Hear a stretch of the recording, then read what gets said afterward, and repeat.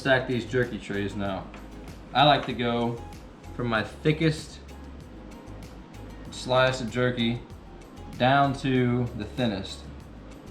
In other words, I put my thinnest slices on the bottom so they get cooked up first so I can go ahead and eat some.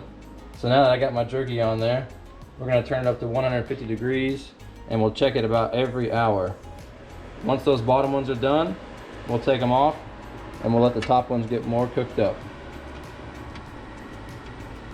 Some of these pieces are already ready. If you look by color, you can tell these are a little bit darker. If you like them crispy, like this piece, pretty much when you break it, you can kind of just get it to come right off, just like that.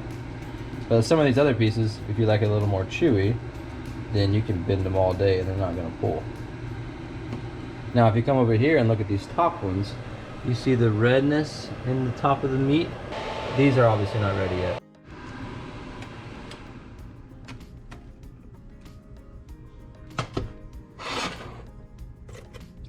This piece, a little chewy, but that's how I like it.